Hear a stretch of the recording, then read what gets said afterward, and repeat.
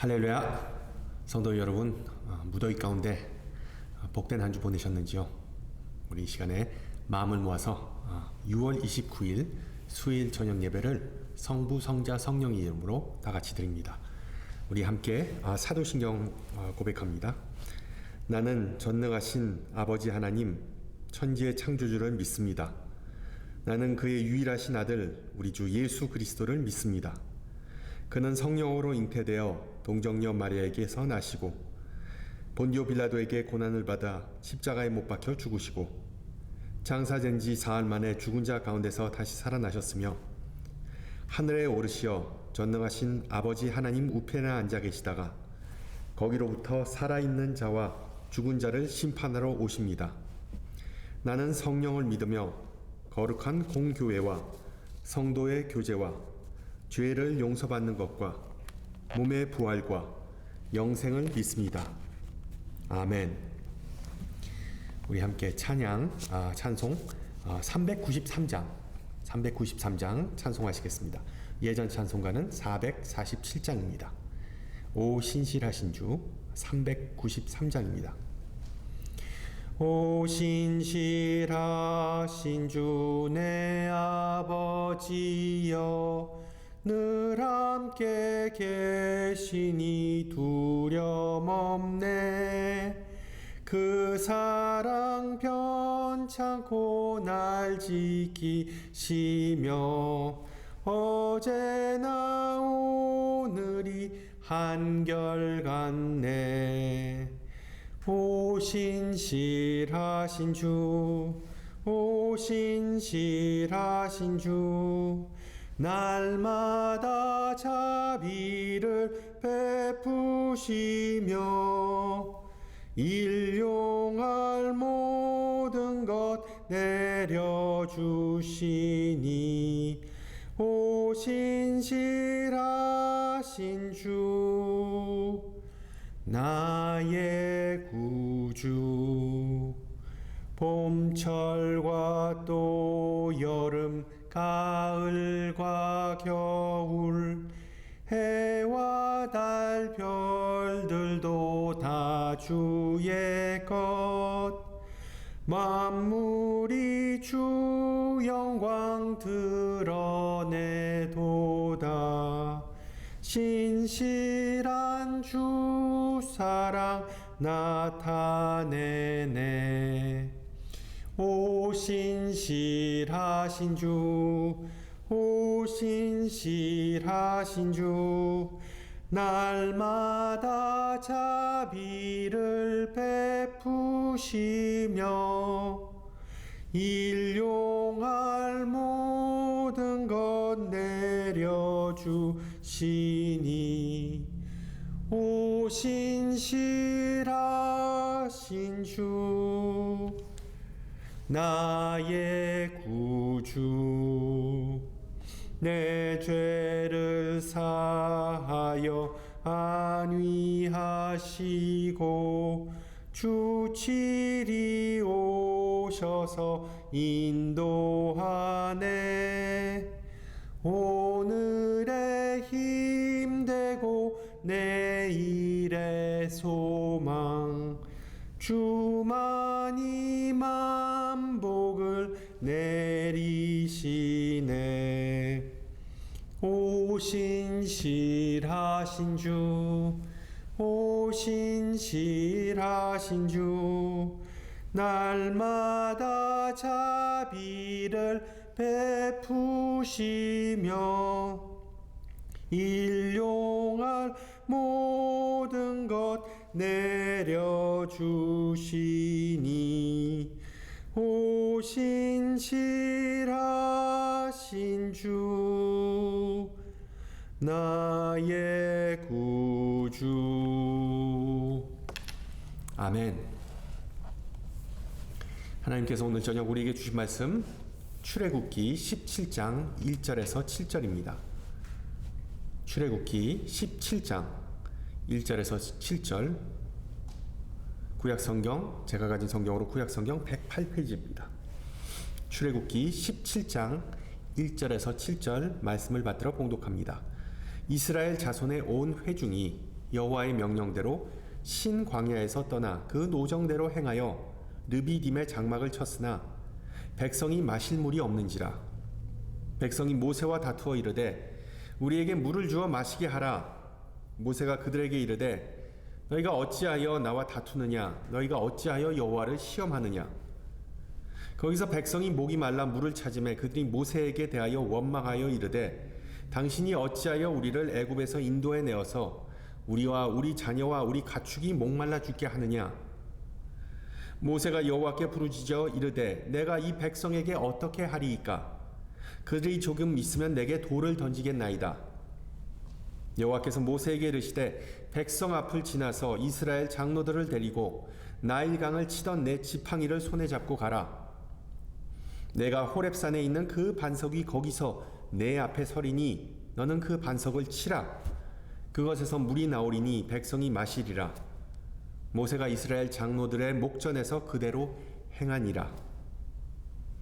그가 그곳 이름을 마사 또는 무리바라 불렀으니 이는 이스라엘 자손이 다투었음이요 또는 그들이 여호와를 시험하여 이르기를 여호와께서 우리 중에 계신가 안 계신가 하였음이더라. 아멘. 성경에는 숫자가 참 많이 등장합니다. 성경의 본연의 메시지가 아니라 이 나오는 숫자들에 너무 집착하면 성경이 무슨 암호책과 같다고 주장하는 음모론자들이나 신비주의자들의 오류를 범할 수 있겠죠. 그렇지만 성경에 나온 숫자에는 명백한 상징성이 존재합니다.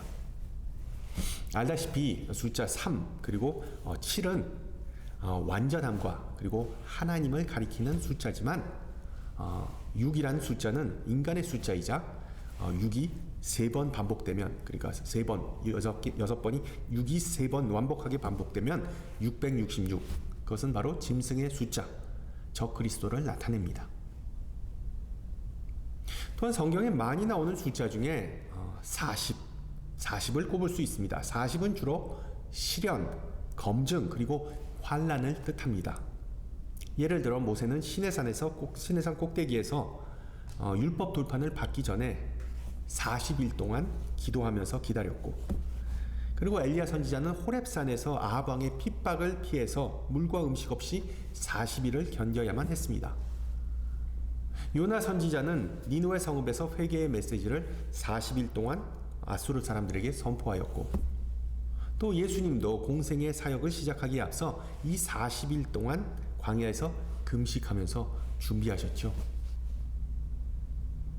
그러나 40이란 숫자가 가장 두드러지는 이야기는 바로 출애굽한 이스라엘 민족이 40년 동안 광야 생활을 했던 바로 오늘 본문일 겁니다. 오늘 본문은 출애굽한 이스라엘 백성이 광야 여행, 사막 투어를 나갔다고 기록하고 있습니다. 물론 그 여정이 우리 현대인들이 즐길 수 있는 무슨 고급 크루즈나 리조트 여행과 같은 바캉스, 휴가와 판이하였던 이유는 먹을 것과 마실 것이 부족했다는 이유입니다. 당연히 광야는 수백만의 사람이 물과 식량이 충분히 있을 수 없는 그 물과 식량을 풍요롭게 공급해 줄 수 없는 그런 환경입니다. 그럼에도 불구하고 성경은 이스라엘 백성이 하나님의 섭리와 그 은혜를 풍요로움을 목격할 수 있는 곳이 바로 광야라는 힌트를 제공해 주고 있습니다. 오늘 이야기의 문맥을 잠깐 살펴보면 앞선 출애굽기 16장에서 백성은 하나님께서 내려주신 만나를 마음껏 거두어서 굶주림을 모면하였다고 기록합니다. 그리고 오늘 17장에 와서 하나님은 모세에게 나일강을 피로 변하게 만든 그 권능의 지팡이로 호렙산에 있는 바위를 치라는 명령을 내리십니다. 그 결과로 지친 백성들이 깨끗하고 시원한 물을 마실 수 있는 기적이 벌어집니다. 그러한 사건이 일어난 장소가 르비딤이라는 곳인데 히브리어로 그 의미는 오아시스 혹은 휴게소입니다. 오아시스 혹은 휴게소. 마치 우리가 고속도로 여행을 하면서 띄엄띄엄 지나게 되는 resting area, 휴게소와 같은 그런 의미입니다. 르비딤. 어린 자녀들과 장거리 여행을 뛰다 보면 아이들이 이런 말을 자주 합니다. 아빠, 얼마나 남았어요? 영어로 Daddy, are we there yet?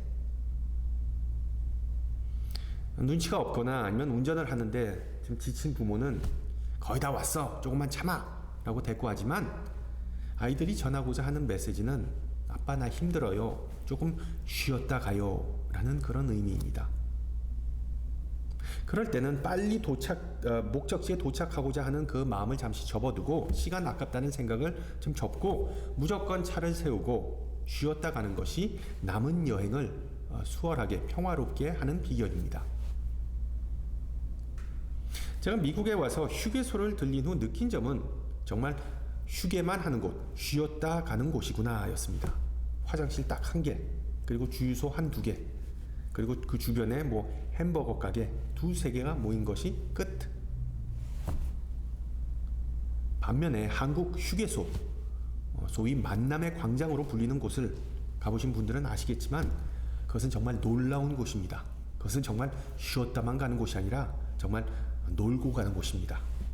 수십 가지의 먹거리를 판매하는 부스가 따닥따닥따닥 붙어 있어서 금강산도 식후경, 보는 사람의 마음을 흡족하게 합니다. 게다가 오락실, 놀이터, 수면실, 세탁실, 샤워실, 수많은 부대 시설이 있어서 남녀노소 할 것 없이 고속도로로 타고 여행을 다시 하는 것을 주저하게 만들 정도입니다.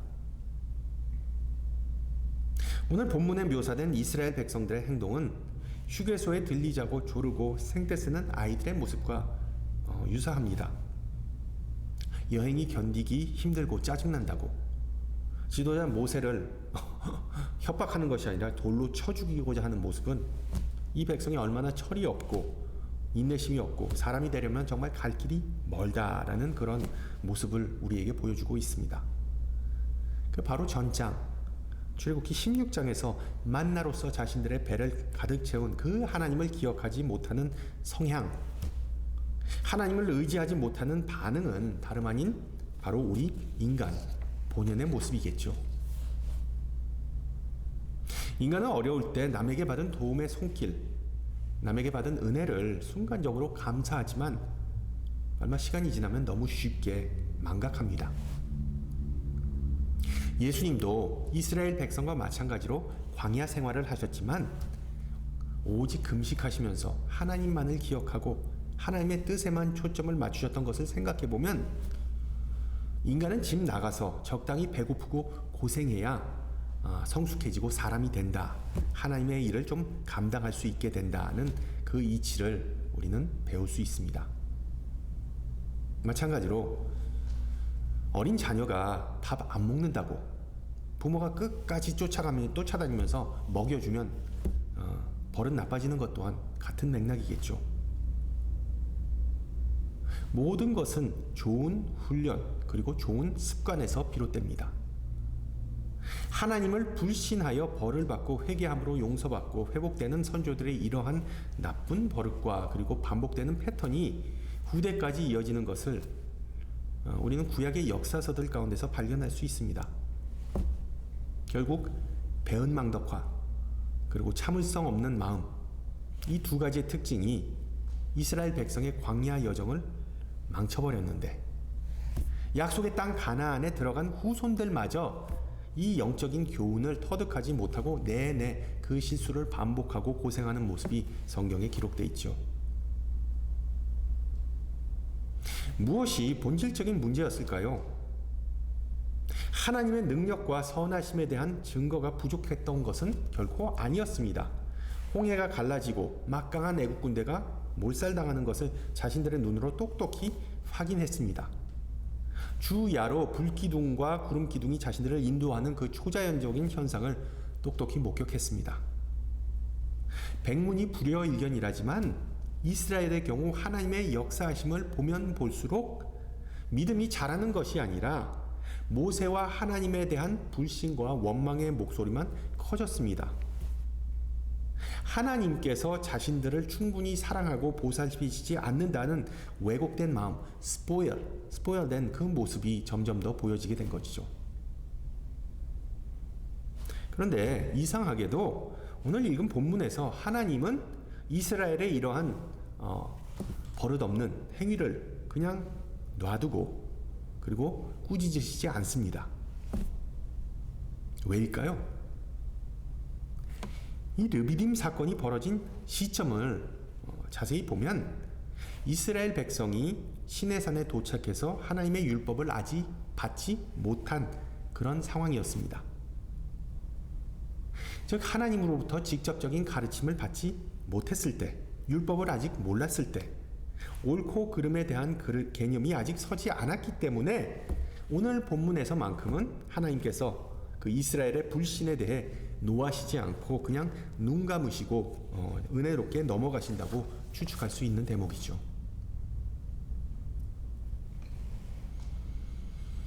신앙이 그 자리에서 맴돌거나 심지어 기독교 신앙을 포기하는 사람들의 공통적인 특징은 하나님의 은혜에 어둡지만 사람들과 사회의 잘못에 그리고 사회 부조리에 그것에는 상당히 밝다는 것입니다.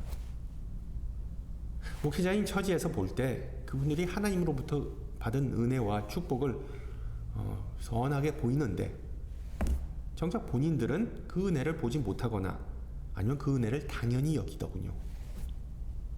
그리고 또한 정작 본인들은 이웃의 티는 보면서 자신의 들보는 보지 못하는 그런 공통적인 현상이 있었습니다. 바른 복을 세워서 하나님을 찬양하기는커녕 항상 자신의 삶 속에서 부족한 부분만 바라보면서 비관적이고 행복하지 못한다는 푸념만 늘어놓는 모습, 이것이 혹시 우리의 모습이 아닌지 곰곰이 생각해 보시기 바랍니다. 나의 영적 성장이 정체되었고 잠시 내가 멈춰서 현재의 주변 환경에 눈을 돌리기보다 하나님께서 나를 이곳까지 지금까지 에벤에셀 하신 그 은혜를 묵상하는 것이야말로 우리 신앙인들에게, 우리 영적 침체기를 겪고 있는 신앙인들에게 반드시 필수적인 것이겠죠. 물론 우리가 광야의 이스라엘 백성이 아닌 이상 사람마다 다 처한 상황이 다르고 나름의 이유가 있습니다. 수세기 동안 노예 생활을 한 결과 이 백성의 마음은 상처 있고 지치고 그리고 뒤틀린 상태였습니다. 그 상처가 아물고 자신들의 인간성과 존엄성과 그리고 야훼 하나님에 대한 믿음을 되찾기 위해서는 수많은 시간이 필요했을 것입니다. 어찌 보면 당연한 결과였습니다. 야훼 하나님은 아주 오래전에 자신들의 선조가 섬기던 신이었고 확실한 체험 없이 이론적으로만 알고 있던 그런 신인데 비록 그들이 근래의 기적적인 사건들을 줄줄이 목격하였다고는 하나 그 신을 전적으로 의지하고 순종하라고 하면 아멘 하고 쉽게 받아들이겠습니까? 인간의 본성이 하루아침에 쉽게 바뀌지는 않는 법이죠. 이스라엘 백성이 하나님과 모세에 뿔났던 또 하나의 이유는 바로 광야 여정이 비교적 짧을 것이라는 기대감 또는 추측 때문이었습니다. 이 지도에 나온 이집트와 그리고 이스라엘의 거리를 재어보면 직선 코스, 즉 비행거리로는 대략 260마일, 한 400km 정도 나옵니다. 이 성인 남자가 시간당 보통 2.5마일의 속도로 걷습니다. 물론 수백만의 무리, 이스라엘 백성의 무리, 그 온갖 가축과 그리고 또한 짐을 지고 함께 움직이는 여정이라면 오전에 얼추 1시간, 그리고 오후에 1시간, 하루에 총 2시간씩만 이동하여도 50일, 즉 2달이면 목적지에 가나안에 충분히 도달할 수 있는 그런 거리였습니다. 그런 거리를 40년 동안 50일이 아니라 40년 동안 이리저리 왔다 갔다 했다는 것은 말이 좀 안 되죠. 근데 여러분 오늘 본문 1절을 다시 한번 보세요.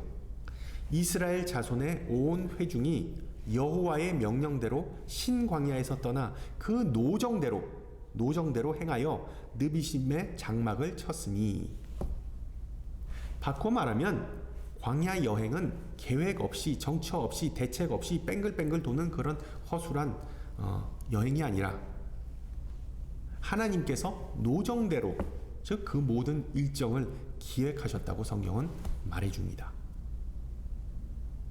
결과적으로 하나님께서 정한 진로는 가장 보편적이고 무난한 non-stop, 직선 코스, straightforward 코스가 아니라 멈춤과 그리고 전진이 적절한 조화를 이루는 병행하는 다양한 과정을 포함한 비교적 긴 여정이라는 사실을 이스라엘은 몰랐던 것이죠.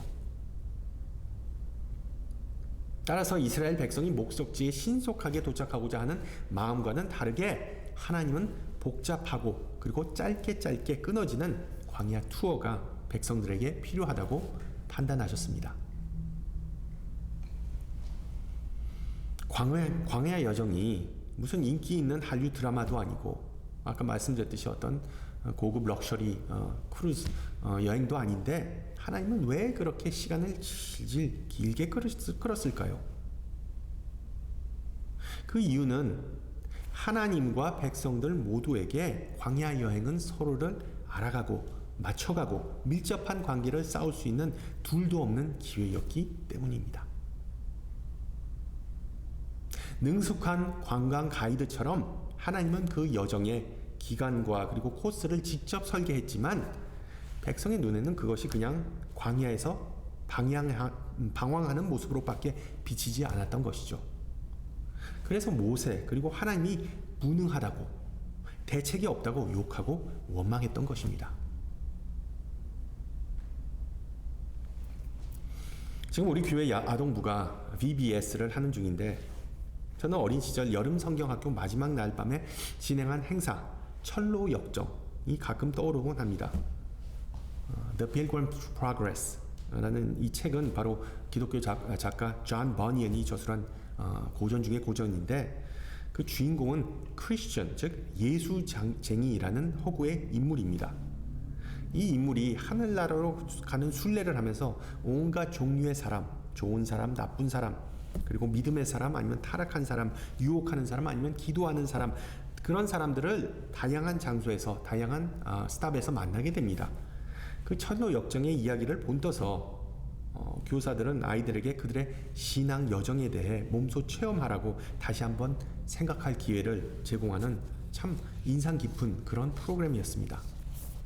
어떤 방식으로 진행했는가 하면 우선 아이들을 몇 소그룹으로 나눈 후에 간격을 두고 한 10개로 구성된 스테이션, 즉 정거장으로 출발시킵니다.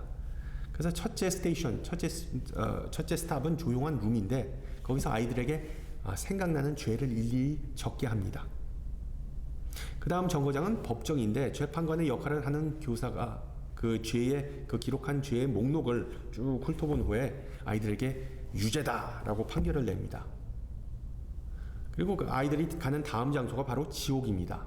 죄를 저였기 때문에 벌을 받아야 되겠죠. 악마로 분장한 교사가 아이들에게 지옥의 맛보기를 제공해 줍니다. 막 그냥 무섭게 소리치거나 뭐 엎드려 뻗쳐, 그리고 저기 갔다 와 선착순 2명 뭐 같은 그런 기합을 줍니다. 그 다음 스테이션에 가서는 이 나무로 짠 관에 아이들이 드러눕게 하고 관 뚜껑을 덮어버립니다. 무섭겠죠. 목적은 죄와 사망은 너무 무서운 현실이라는 것을 몸소 깨닫게 해주는 것입니다. 그리고 그 다음에는 냇가나 그리고 수도가에서 세족식을 함으로 예수님께서 아이들의 죄를 사하셨다는 것을 가르치고 그 후에는 아이들에게 나무로 된 십자가를 지고 언덕이나 계단을 오르락 내리락 하면서 이제 그들도 십자가를 지고 예수님을 따르는 제자임을, 그들의 새로운 신분을 가르쳐 줍니다. 그리고 비로소 이런 고되고 힘든 역경을 거치고 최종 목적지에 도착하는데 그것이 바로 천국입니다. 그래서 파티를 하죠. 천국의 특징은 뭡니까? 바로 나보다 너 먼저 서로 섬기는 것이기 때문에 아이들은 젓가락을 가지고 과자나 사탕을 서로 다른 아이의 입에 넣어줍니다. 서로 먹여줌으로써 하나님의 사랑을 완성한다는 그런 의미 있는 프로그램을 저는 아직까지도 뜻깊게 생각합니다. 70년대, 80년대 신앙생활 했던 분들은 이 천로 역정에 익숙하실 겁니다. 요즘 교회들은 이 좋은 프로그램을 이제는 안 합니다. 자녀들에게 교사들이 얼차례를 시키거나 기합을 주거나 막 그냥 소리 지르는 거 보면 학부모들이 막 질색하겠죠. 또한 관에 들어가서 죽은 사람 흉내내게 하는 것, 어떻게 보면 아동학대로 비춰질 수 있기 때문입니다. 그럼에도 불구하고 전 그 철로 역정의 교육적이고 신앙적인 면이 참 좋았습니다. 그 메시지 뭡니까?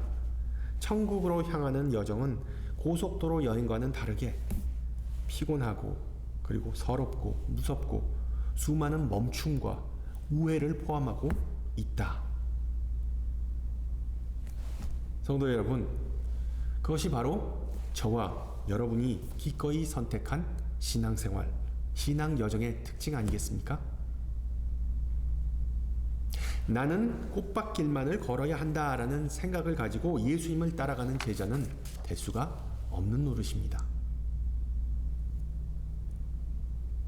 직선이 반드시 최선은 아니고 때로는 멈췄다, 한숨 돌렸다 가는 것이 가장 효과적으로 그리고 가장 빠르게 갈 수 있다는 이 간단한 원리를 기억하시기 바랍니다. 오늘 본문은 하나님의 계획과 인간의 계획이 항상 일치하지 않기 때문에 우리가 예수님을 따라간다고 입으로는 고백하지만 우리의 몸과 마음은 따로 노는 다른 방향으로 향하는 그런 기현상이 발생함을 암시하는 것입니다. 바로 그러한 이유로 이스라엘이 투덜거렸고 마찬가지로 우리가 하나님의 말씀에 귀를 기울이기보다 우리의 지식과 경험에 의존하게 되는 이유입니다. 계속 그렇게 내가 원하는 대로 찍지만 하다 보니까 나중에는 숨이 차고 힘들고 그냥 포기하고 싶고 막다른 골목에 이르게 됩니다. 그래서 길을 잃었을 때 길이 보이지 않고 자연스럽게 나오는 반응은 바로 불평입니다. 자기가 그렇게 하기로 결정을 하고 자기가 그런 여정 계획을 했는데 감당을 못하겠으니까 다른 사람을 탓하고 욕하는 사람을 보면 어느 정도 이해가 가기도 하고 이해가 안 갑니다. 자기 잘못은 자기가 책임져야지 남 탓만 하는 것 상당히 유치한 것이죠. 그럼 7절을 보세요. 여호와께서 우리와 계신가 안 계시는가? 쉽게 말하면 길 제대로 가르쳐 준 거야? 아니면 엉뚱한 방향으로 보낸 거야? 라는 의미입니다. GPS가 없던 시절에 부부 중에 한 명은 운전하고 보통 남편이죠. 그리고 다른 한 명은 조수석에 앉아서 열심히 지도를 들여다보던 그리고 운전사에게 남편에게 알려주던 그런 시절이 있었습니다. 기억하실지 모르겠지만 부부싸움과 그리고 가정불화의 대표적인 원인이었죠.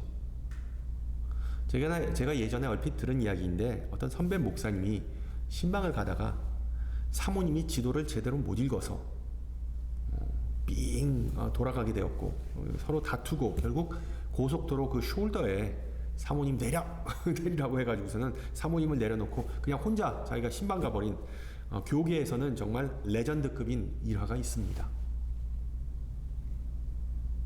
만사 형통하고 샬롬하면 우리 인간은 우쭐대고 나 혼자 똑똑하고 제일 잘난 줄 압니다.